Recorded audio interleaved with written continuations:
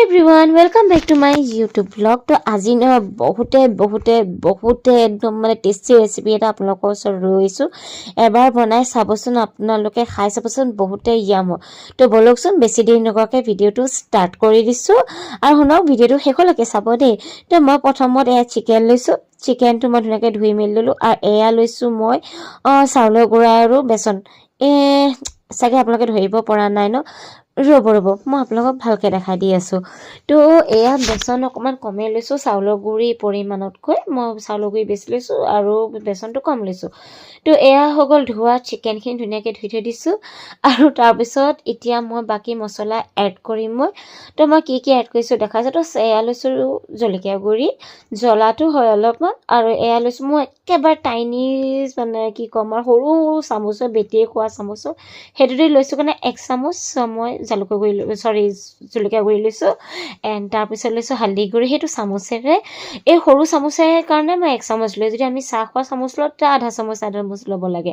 তাৰপিছত এইটো মোৰ ডাঙৰ চামুচ হয় কাৰণে তো অকমানকে নিমখ লৈছো বৰ বেছি লোৱা নাই নিমখ চোকা হৈ যাব পাৰে তো।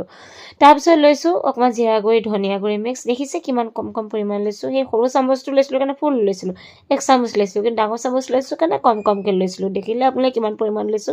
তাৰপিছত লৈছো কণীটো মই ভাঙা নাই আপোনালোকক ভালকে ধৰিব পৰা নাই চাগে। তো ৰ'ব মই কেমেৰাটো অকমান ঘূৰাই লওঁ নহলে দেখিবই নোৱাৰিছে।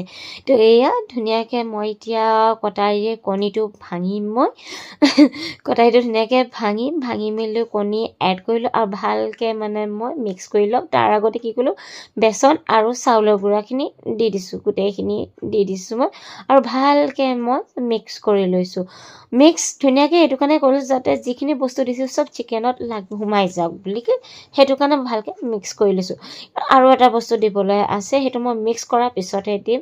তাৰপিছত দিছো আদা নহৰু মই হৰ পকৰীত দিওঁ আপোনালোকে দিয়ে নিদিয়ে ক'বচোন। মোৰ এইটো মানে পকৰীত মানে দিওঁৱে মোৰ এইটো মানে চিক্ৰেট ৰেচিপি হয় দেই।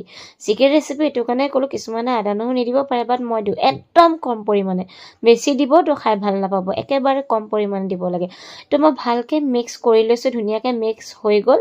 এতিয়া কৰিছো তেল গৰম কেৰাহীটো উঠাই দিলো এণ্ড তাৰপিছত মিঠাতেল অলপমান দিছো আৰু এইটো হৈছে মোৰ চিক্ৰেট ৰেচিপি যে মই যেতিয়া পকৰী বনাওঁ তেতিয়া ৰিফাইন তেল আৰু মিঠাতেল দুটা মিক্স কৰি বনাওঁ তেতিয়া মানে কি হয় জানে খাবলৈ বহুতেই টেষ্টি এণ্ড ইয়াম হয়।